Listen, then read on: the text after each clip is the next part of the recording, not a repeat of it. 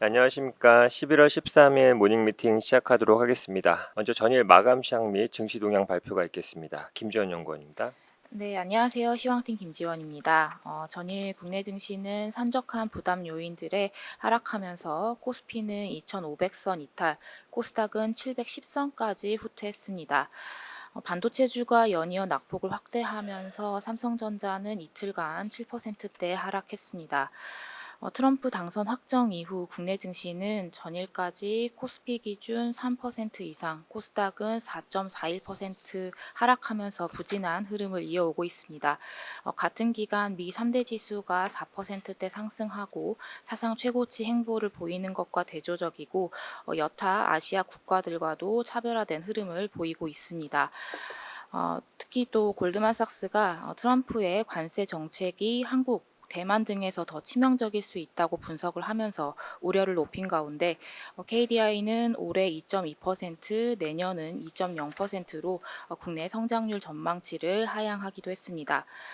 달러원 환율은 전일 1,400원을 돌파했고 이렇게 높아진 레벨에 외국인은 3거래일 연속 현선물을 동반 순매도했습니다. 해외 증시 살펴보겠습니다. 미증시는 단기 과열 관측에 오랜만에 숨고르기가 나타나면서 3대 지수 하락했습니다. 여러 연준 위원들의 발언이 있었는데요. 메스터 전 총재는 연준의 금리 인하 속도가 느려질 수 있다고 발언했고, 카시카리 총재는 인플레이션이 예상을 웃돌면 12월 금리 인하를 잠깐 멈출 수 있다고 발언하는 등 대체로 기존보다는 보수적인 입장을 표명했습니다. 오늘 밤 CPI 공개를 앞두고 발표된 뉴욕 연은의 1년 기대 인플레이션은 2.9%로 전달보다 0.1%포인트 하락해서 4개월 만에 소폭 낮아진 수치를 발표했습니다. 중국 증시는 트럼프 당선에 따른 대중국 무역 정책 우려 지속 및 대출 지표 부진에 따른 부양책 실망감에 하락했고, 유럽 증시는 트럼프가 외교 안보 등 주요 보직에 대중 강경파를 임명할 것으로 알려주면서 중국 관련주 중심으로 하락했습니다.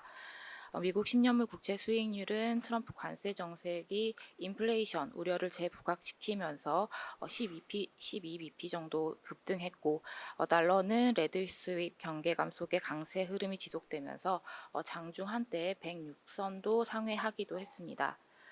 관전 포인트 짚어보겠습니다. 미증시에서 트럼프 트레이드는 숨고르기가 나타났지만 달러 강세와 국채 금리 상승이 지속되면서 우리 증시의 부담은 여전한 상황입니다.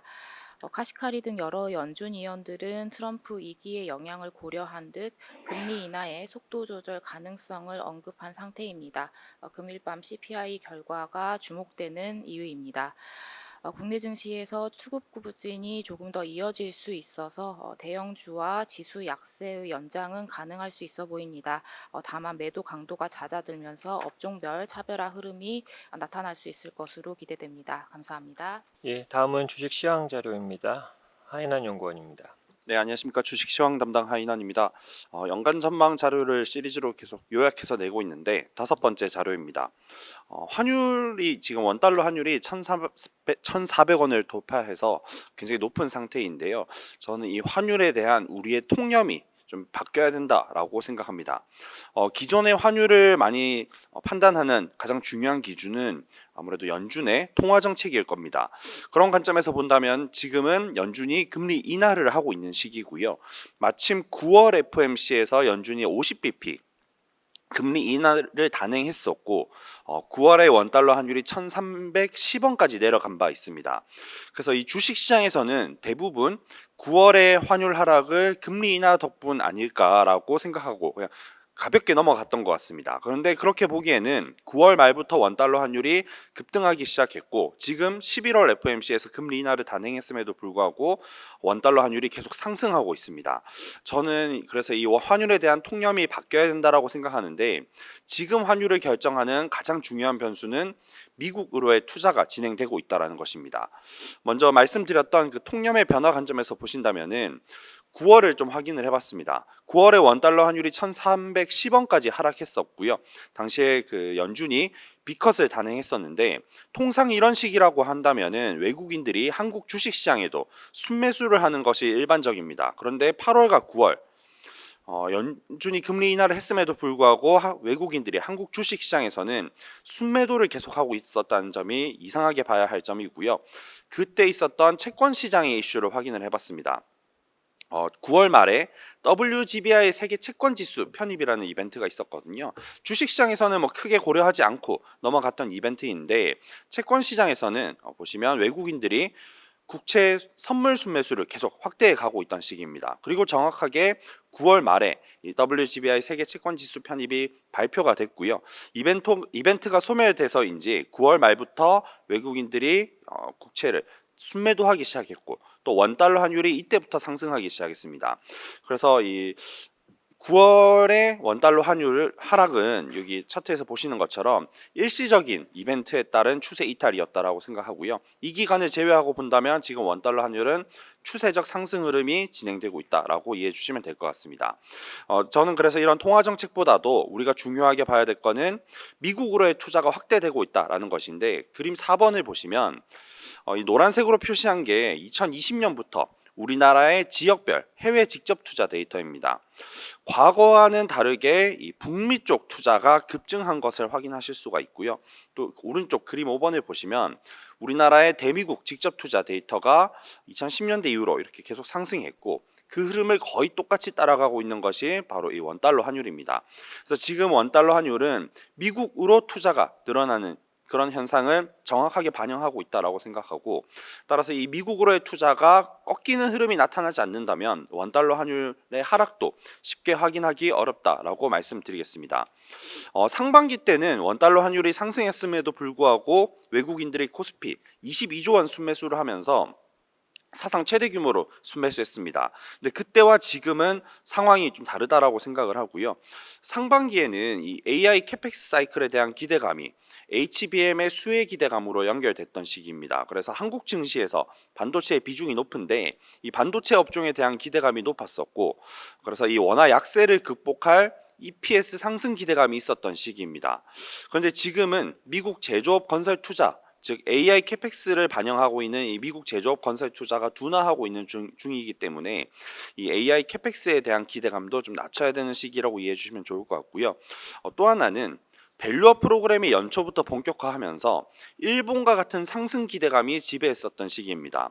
그래서 상반기 때 외국인 순매수가 절반은 반도체, 절반은 금융 자동차 쪽에 집중돼 있었다라는 점을 참고해 보시면 좋을 것 같습니다. 이때는 원화 약세를 극복할 DPS 상승 기대감이 있었던 시기로 볼 수가 있겠고요. 그래서 지금은 금융업종을 제외하고는 또 이런 기대감이 많이 낮아져 있는 상태이기 때문에 두 가지 측면에서 또 상반기와는 다른 한국 주식시장을 계속 고려해 주시면 좋을 것 같습니다. 이상입니다. 예, 다음은 기업 및 산업 분석 순서입니다. 먼저 한국가스공사 자료 발표가 있겠습니다. 정혜정 연구원입니다. 네, 안녕하세요. 유틸리티 담당 정혜정입니다. 전일 발표된 한국가스공사 3분기 실적 말씀드리겠습니다. 한국가스공사의 내투자의견 바이오와 목표주가 48,000원을 유지합니다. 가스공사의 3분기 실적을 보시면은 매출액은 8.1조 원으로 전년 동기 대비 소폭 상승한 데 그쳤지만 영업이익이 4,300억 원을 기록하면서 YOY로 90% 큰 폭으로 상승하면서 시장 컨센서스 또한 크게 상회하는 서프라이즈를 기록했습니다. 다만 이 실적 서프라이즈의 내용을 보면은 대부분이 일시적인 요인이었던 것으로 보여집니다. YOY로 봤을 때 영업이익은 2천억 원 가량 증가했는데 이 중 구조적으로 증가하는 부분이 적정 투자 보수 증가에 따른 증가분은 약 100억 원 수준이었던 반면 나머지 1,900억 원 규모는 취약계층 가스요금 할인 예산 반영에 따른 520억 원을 비롯해서 시설 이용 수익 증가, 선박 리스 부채 비용 감소, 그리고 소송 관련 기저효과 등으로 인해서 YOY로 기저효과의 영향이 대부분이었던 일회성 이익이 발생한 것이 가장 큰 원인이었던 것으로 보고 있습니다. 한편 주요 해외 광고들의 영업이익은 같은 기간 7.5% 감소했는데요. 호주 프렐류드 광고의 경우 카고 인수가 진행이 되면서 영업이익이 157억 원 증가하면서 적자 전환에 성공했지만 호주 GLNG 광고 같은 경우 유가 하락으로 인해서 매출이 축소될 수밖에 없었습니다. 앞서 말씀드렸던 것처럼 올해 3분기뿐만 아니라 1, 2분기에도 지난해 발생했던 각종 예산 축소에 대한 기저효과의 영향으로 한국가스공사의 영업이익이 좀 많이 개선이 되어 왔었는데요. 이런 일회성 이익의 큰 부분을 차지했던 취약계층 관련 예산 증가는 4분기 이후로부터는 더 이상 발생하지 않을 것으로 보이고 소송 관련 기저효과 또한 내년부터 소멸될 것으로 전망되고 있습니다.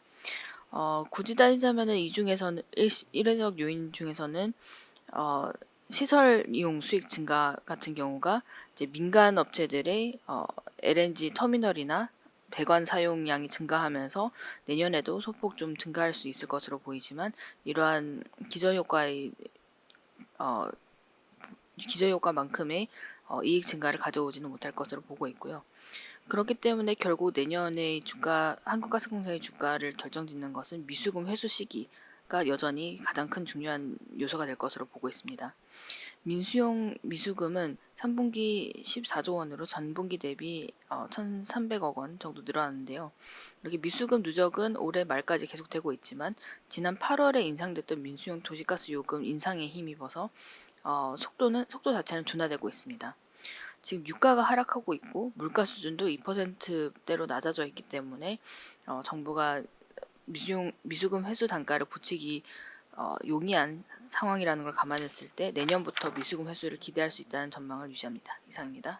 예, 다음은 미국 주식 자료입니다. 테슬라 관련된 부분이고요. 김세한 연구원입니다. 안녕하세요. 미국 주식 종목 담당 김세환입니다. 테슬라의 주가가 어제는 조금 이제 6% 정도 하락을 하긴 했지만 굉장히 이제 고공행진을 하고 있는데요. 저희가 이제 시총이 이제 1조 달러를 또 넘어섰습니다. 하지만 이 1조 달러를 설명하기에는 저희가 조금 이제 아쉬운 수익성이 있다라고 좀 판단을 하고 있습니다.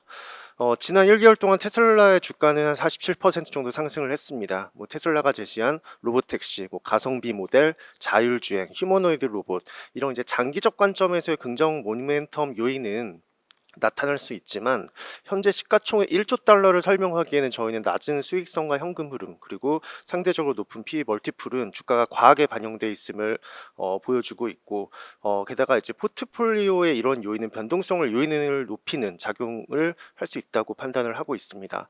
먼저 수익성 부분을 한번 살펴보면은 테슬라는 아직까지는 전기차를 주력으로 판매하는 기업입니다. 전체 매출의 75%는 전기차 판매에서 나오고 있는 만큼 이런 이제 메인 사업에 대해서 저희가 이제 펀더멘털을 측정할 필요가 있는데요. 시가총액이 이제 1조 달러 정도를 넘어가는 수준의 기업은 지속적인 성장을 주주에게 제시를 해야 되지만 테슬라의 12개월 선행 ROE 같은 경우는 M7 기업 중에서는 가장 낮은 11.2% 정도를 기록하고 있고 S&P 500 20% 평균을 하회하고 있습니다. 이러한 요인들이 왜 나타나는지를 살펴보면 테슬라의 3분기 차량 판매량은 전년 동기 대비 6% 증가를 했습니다. 하지만 꾸준한 차량 가격 인하를 계속적으로 해왔고 금융 인센티브, 저금리 대출을 해줬죠. 이러한 영향으로 평균 판매 단가는 5% 감소했습니다. 테슬라 차량 가격 같은 경우는 가장 높았던 2022년 대비해서는 25.7% 정도 차량 가격을 낮춰서 판매를 하고 있습니다. 이에 따라서 수익성이 당연히 마진은 조금씩 내려갔고요. 영업이익률 같은 경우는 가장 높았던 2022년 19.2% 대비 10%포인트 감소한 9.2%를 기록 중입니다. 그 다음에 이제 M7 종목들의 성장은 사실상 재무적인 성장이 많이 나타나고 있습니다. 주주 환원을 통한 EPS, ROE를 끌어올리는 그런 지금 역할을 하고 있는데 테슬라 같은 경우는 유일하게 지금 주주 환원을 하지 않고 있는데요. 그걸 관련해서 저희가 이제 현금 흐름 능력이라든지 이런 부분을 조금 측정을 해봤습니다.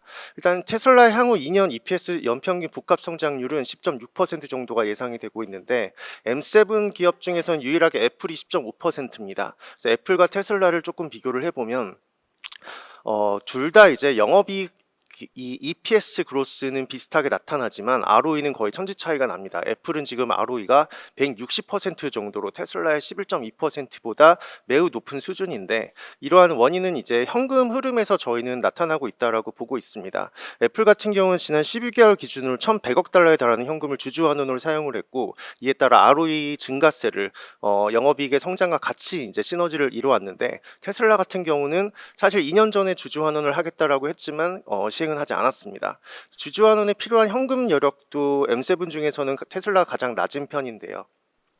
테슬라 잉여연금 현금 수익률을 보면 0.6% 정도로 메타나 알파벳 대비해서 낮고, 현금 여유를 이제 가늠할 수 있는 게 잉여연금 흐름 수익률에서 이 페이아웃 율드, 이 나눠진 주주 환원 수익률을 빼보면 이 격차에 따라서 현금 여유를 저희가 측정을 할 수가 있습니다. 하지만 테슬라 같은 경우는 자사주 매입을 하고 있지 않음에도 불구하고 자사주 매입을 굉장히 강하게 하고 있는 애플과 알파벳과 비슷한 수준이기 때문에 저희는 상대적으로 현금 여력이, 주주 환원을 사용할 수 있는 여력은 조금씩 상대적으로 조금 낮은 수준이다, 이렇게 판단을 하고 있습니다. 마지막으로 이 주가 부분을 조금 살펴보면 일단 가장 저희가 부담이 되는 건 이 주가 멀티플 부분입니다. M7 기업 중에서 이 ROE는 테슬라가 가장 낮은데 사실 PE 멀티플은 지금 현재 테슬라만 유일하게 한 110배 정도가 지금 나타나고 있어서 일단은 좀 주가가 저희는 과하게 반영되어 있다, 이렇게 보고 있고요. 참고로 S&P 500 평균이 22배 정도입니다. 지난 이제 2020년하고 이제 이러한 행보가 사실 저는 미국 대선하고는 약간 영향이 있지 않을까, 약간 이 정도 생각을 하고 있는데, 지난 2020년도 미국 대선 때 가장 이제 그 대선 테마주로 떠올랐던 게 친환경 ETF였습니다. 그리고 현재 테슬라의 이거 그 주가를 2020년과 2024년 미국 대선을 기준으로 같이 한번 그려보면, 그 당시 이제 친환경 ETF가 올라왔다가 좀 빠진 부분이 보이시죠? 테슬라도 약간 비슷한 모습을 보이고 있긴 한데, 물론 테슬라는 다를 수가 있습니다. 여러 가지 이제 사업들을 준비하고 있어서 주가가 상승세로 나타날 수도 있지만, 여기서 중요한 건 이제 이 친환경 ETF가 그럼 당시에 고점을 찍고 왜 빠졌는지를 한번 생각을 해보면 사실상 이제 간단합니다. 높은 주가 대비해서 이제 이익 성장이 그만큼 나타나지 못했기 때문인데요. 그렇기 때문에 이 테슬라의 수익성에 저희가 더욱더 집중을 해서 이런 부분을 꾸준히 모니터링을 하고 앞으로 향후 나오게 될 그런 이제 다양한 사업들이 재무제표에 제대로 반영되고 있는지, 이런 부분을 꾸준히 조금 트래킹해야 될 필요가 있다라고 생각을 하고 있습니다. 자세한 내용 우리 보트를 참고 주시기 바랍니다. 다음은 2025년 선진국 테마 관련 자료입니다. 강효주 연구원입니다. 안녕하세요. 아시아시장팀 강효주입니다. 미국 팀이랑 같이 2025년에 선진국 바텀업 테마 아이디어를 좀 작성을 해봤습니다. 제목에서 보시는 것처럼 내년에는 미국 비드가 광통신 테마를 좀 견인하지 않을까라고 기대를 하고 있는 상황입니다. 비드는 미국 전역에 고속 광통신망을 구축하는 정부 주도의 인프라 프로젝트이고요. 투자가 시작되고 나서 4년간 약 425억 달러가 투입될 예정입니다. 이 프로젝트가 사실 2023년에 처음 상정이 되었는데, 그동안에 주정부가 제출한 사업계획서 초안이 승인이 늦어지면서 투자 시기도 계속 미뤄져 왔습니다. 지금 현재 텍사스를 제외한 이 사업계획서 초안이 모든 주정부에서 마무리되었고요. 진행 중인 단계는 챌린지 단계인데, 이게 끝나고 나면 최종 사업서 통과가 되기 전에 미리 예산의 20%를 선 집행할 수가 있게 됩니다. 이미 6개의 주정부가 20%의 예산을 신청을 했고요. 이 정부들의 타임라인을 고려하면 2025년 중순까지 대부분 지역이 20% 예산을 수령을 마치고 본격적으로 투자를 집행할 것으로 기대가 됩니다. 이 비드 수혜주를 찾기 위해서는 먼저 바바 규정을 만족하는 게 중요할 것 같습니다. 바바는 인프라 프로젝트에서 미국산 원자재 부품만 사용하도록 하는 정책이고요. 비드도 전체 예산의 90%를 미국산에만 쓰도록 규제를 하고 있습니다. 여기에 두 가지 조건이 더해진다면 내년에 실적 구성장이 좀 기대가 되는데요. 첫 번째는 비드 예산이 가장 많이 편성된 지역에 광통신 사업자를 찾고 그 광통신 사업자의 협력사를 볼 필요가 있다는 점입니다. 아무래도 투자 타임라인상 주정부가 예산을 받으면 이 주정부는 그 예산을 광통신 인프라를 구축할 통신사 같은 사업자에게 지원을 해줄 거고요. 광통신 사업자는 그 받은 자금을 광통신 부품과 시스템을 구매하는 데 사용하겠죠. 한마디로 비드로 실적 개선이 가시화될 기업은 광통신 부품 시스템 제조사라는 말입니다. 비드 예산이 가장 많이 편성된 5개 지역에서 공통적으로 서비스를 제공하는 통신사는 AT&T와 차터가 있고요. 이 AT&T와 차터의 협력사이면서 이 두 개 기업을 메인 고객사로 보유를 하고 있다면 실적 개선 흐름은 더욱 가파르게 나타날 것으로 기대됩니다. 해당 종목으로 미국의 코닝과 CNR을 관심 종목으로 제시합니다. 두 번째 조건은 광통신망 구축 시 가장 비용이 많이 드는 밸류 체인의 제조사를 볼 필요가 있다는 점입니다. 인프라 구축에서 가장 먼저 필요로 하면서 광통신망 구축 비용에서 가장 큰 비중을 차지하는 부문은 광케이블입니다. 미국 현지에 공장을 보유한 광케이블 기업은 상장사 기준 5개 뿐이고 그중에서도 미국 광케이블 MS 상위 기업이라면 실적 개선을 좀 기대해 볼 만하다고 생각을 하는데요. 미국 광케이블 탑3 기업이면서 미국 현지에 공장을 가지고 있는 미국의 코닝, 일본의 후루카와 일렉트릭, 그리고 일본의 후지쿠라를 관심 종목으로 제시합니다. 이상입니다. 예, 이상으로 준비된 자료 발표를 모두 마쳤습니다. 감사합니다.